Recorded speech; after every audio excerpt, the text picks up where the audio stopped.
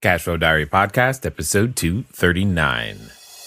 Welcome to yet another exciting episode of the Cashflow Diary Podcast, the podcast that teaches you insider tips, tactics, and strategies for creating leverage streams of cash flow into your life. Learn from top-performing entrepreneurs, business owners, investors, and thought leaders from across the globe as they share their secrets to success. Like what you learn on this and other Cashflow Diary podcast episodes? Go to learninvestingnow.com and sign up to receive powerful tips and information that will help you succeed as an entrepreneur and investor. Now, here's your host, investor, entrepreneur, business owner, educator, speaker, author, and master facilitator of Robert Kiyosaki's cash flow game, Jay Massey. All right. How are you guys doing today? Hopefully going well, and maybe the new year is treating you well, and maybe you're knocking it out of the park already, bigger, better, badder than you ever thought you could.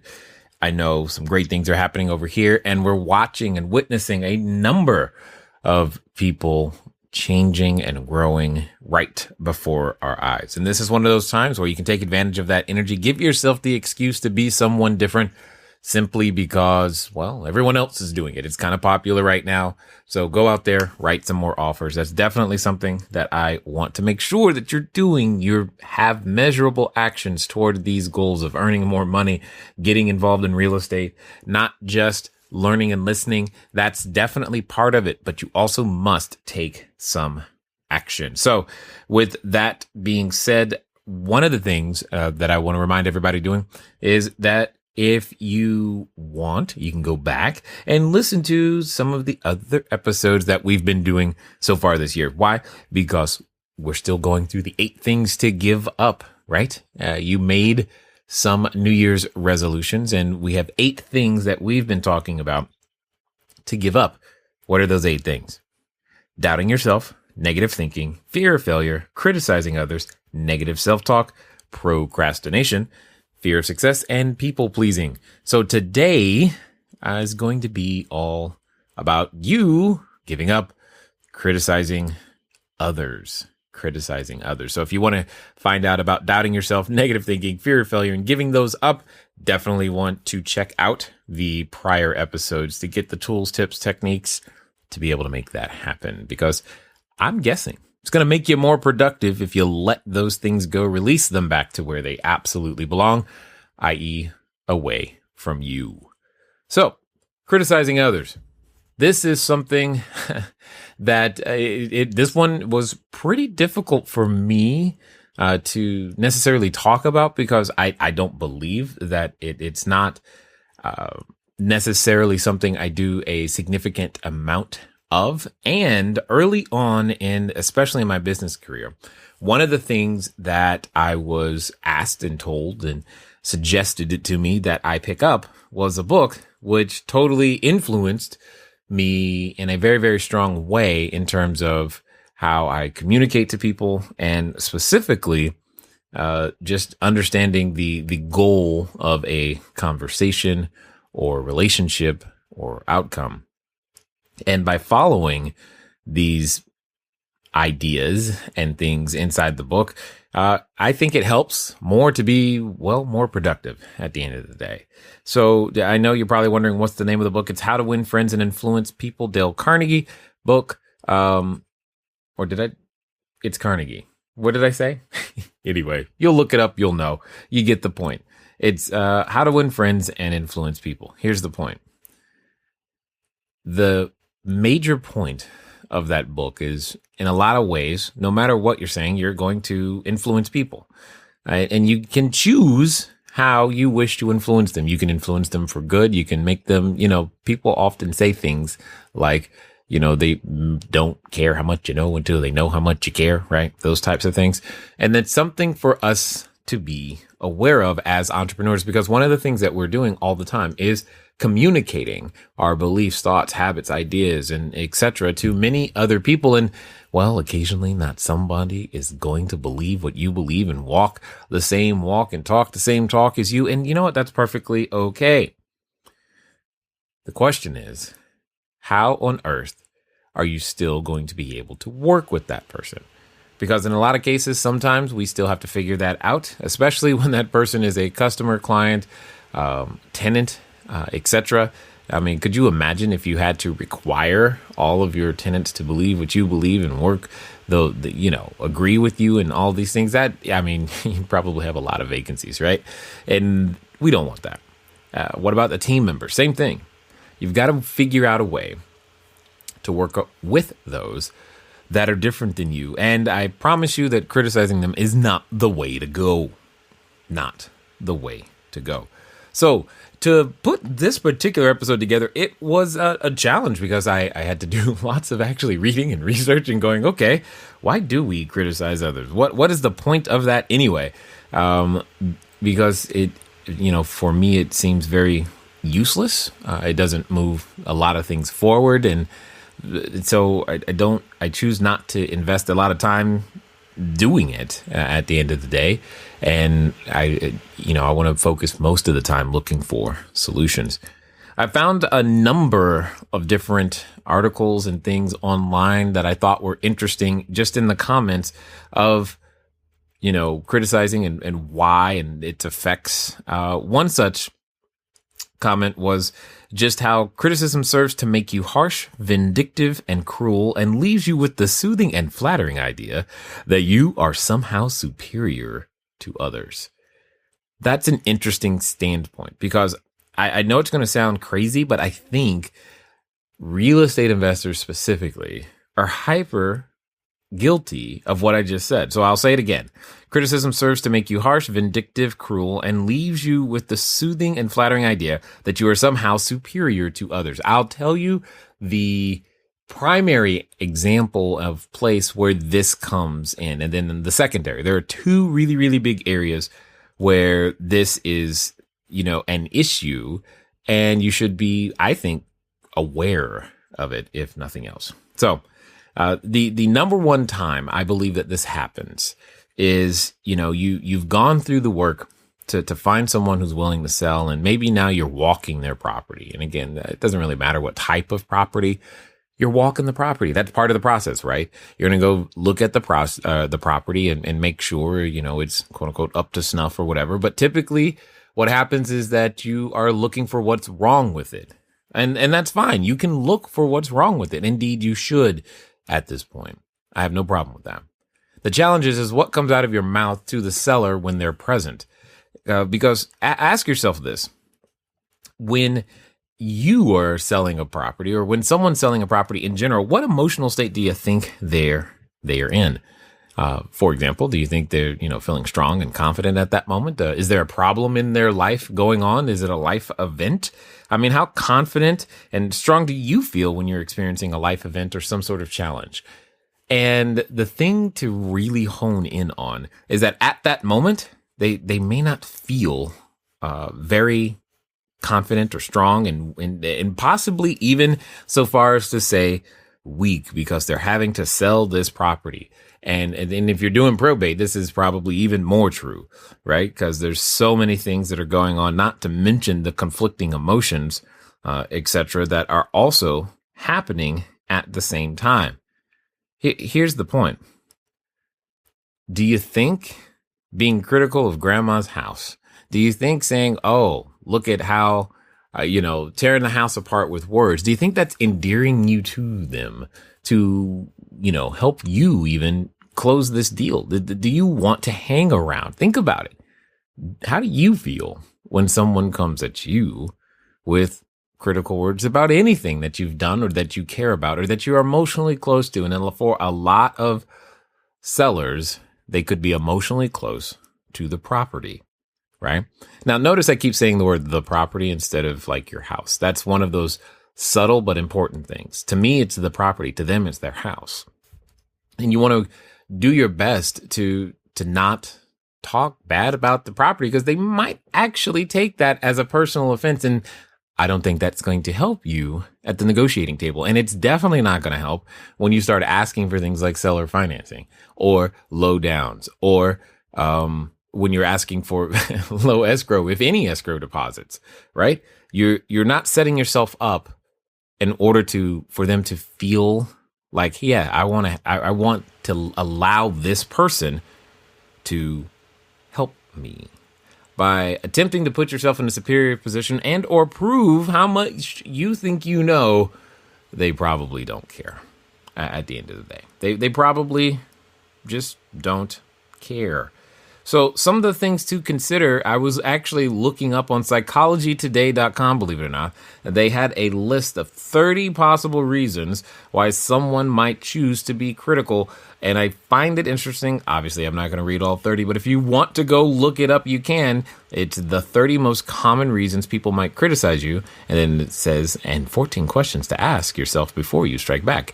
That is the name of the article, but I found some of them to be interesting, especially when we talk about this whole situation and potential relationship that you're trying to build with the seller. Is, you know, some of the reasons you might be, if you find yourself in this desire to be critical and, more importantly, criticizing others or anything for that matter, it can occasionally be seen as that you're threatened, that they're threatened by your competence, attractiveness. So they're trying to level the playing field. Well, are you as the real estate investor feeling insecure and you're trying to quote unquote level the playing field in some way? I thought that was interesting. Sometimes people are critical of you because they have a concern about your motivation, skill level, performance, and or contribution. I think that's kind of clear. Or they feel like you're not doing your share of the work of being a team player. See, there's certain things that you just need to be aware of, especially if you're running a team and you've got this going on, or they feel insecure and are overcompensating, or they think you're making them look bad in front of others. This is definitely true if you have happened, you know, how some sellers tend to like to have a representative. They're like, hey, my cousin, they know about real estate. I want them there. And then now you're tearing down the house and you're just setting up this adversarial relationship that does not go well. And then they never call you back. And anyway, all of these things are part of the reasons why you might want to reconsider how you actually speak to the seller. Because I don't think it's helping you in the negotiation stance. And at the end of the day, what's important? Is it important that you feel superior? Is it important that you feel right and or heard? Or is it important that you help them solve the problem? If it's important that you help them solve the problem, then please focus on helping them solve the problem. That doesn't mean there isn't a time, and there is, to bring up the deficiencies in the structure. Absolutely, there's a time for that. But you've got to learn how to say it so it doesn't put you in an adversarial position and thus limits your options as you continue your negotiations. I'm telling you, How to Win Friends and Influence People. It's an important book. If you haven't read it, go pick it up for sure, because, well, it'll help you avoid or at least lessen the occurrence of these challenging situations. Because, see, when someone is receiving criticism, that it puts them in a defensive position and causes them to justify it. This is the proverbial digging in of the heels. You're like, but the property's not worth that. Yes, it is, and here's why.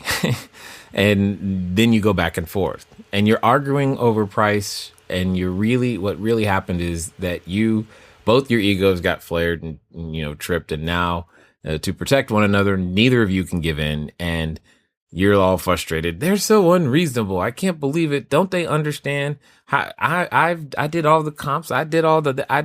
Yeah, you did. That may be very well true. And the only challenge is how you're communicating what you're communicating. It's not like they're saying, what you're saying isn't true, but sales, and I learned this a long time ago, sales is not the place where you get your needs met, period. So don't try to position yourself as someone who needs to get their needs met, i.e. feel superior, be in control. Those types of things do not get the deal done. So, criticizing in those ways won't help you at all, because likely what could happen in this particular case is that they start to feel frustrated because you're not listening. And so they're just going to be critical of you now. You don't have escrow. You don't have this. You don't have that. They get critical of your paperwork. All of these things start to happen. And there are lots of objections and challenges that you probably brought up yourself and made happen, which then only cause it to be more of a problem.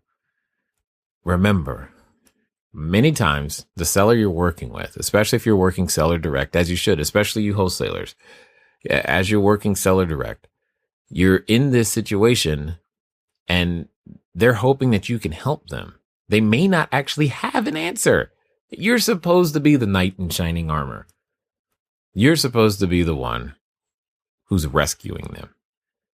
And here you are, making them feel worse about what they already feel bad about, most likely.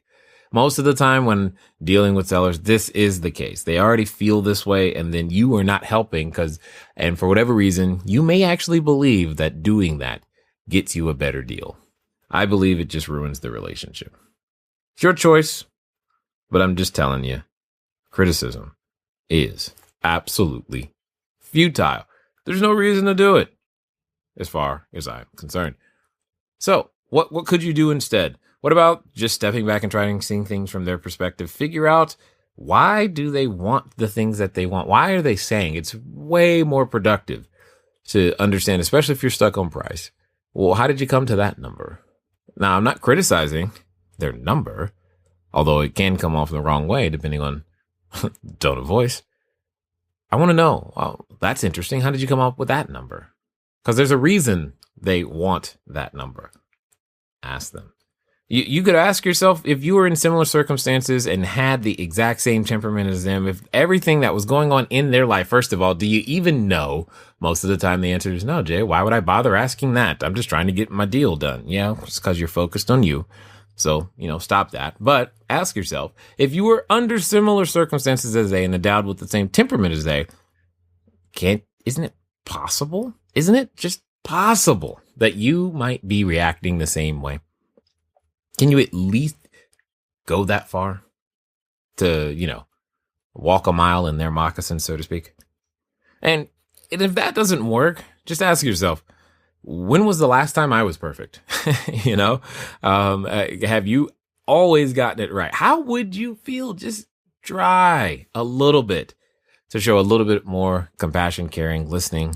These types of things, these skill sets will get you much further than proving how much you think you actually know, because that's really what it comes down to. And do you realize that another thing you could do is just to understand that not everything you're thinking actually needs to be said.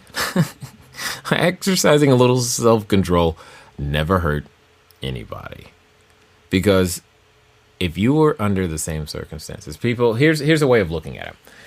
Sometimes people go, I want to buy subject to the existing mortgage, but I would never sell that way.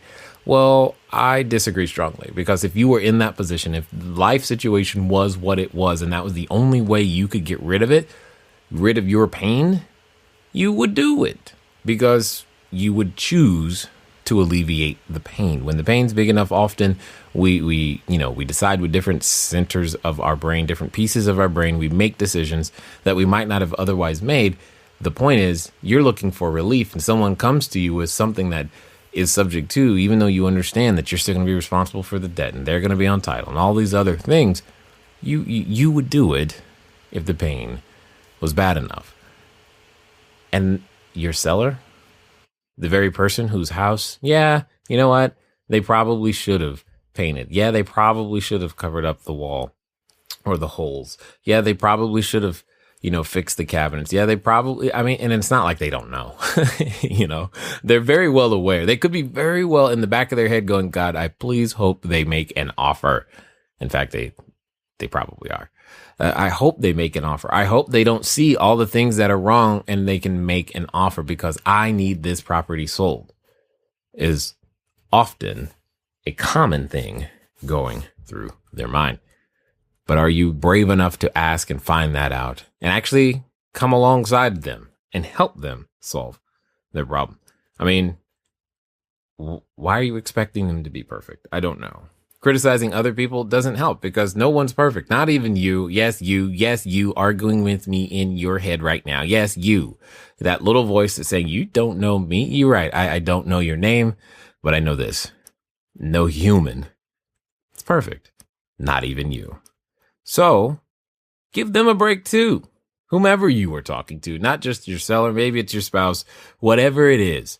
Criticizing others isn't going to get you to the goal. You're trying to have a great relationship with somebody. I promise you, criticizing them is likely the worst thing you could do.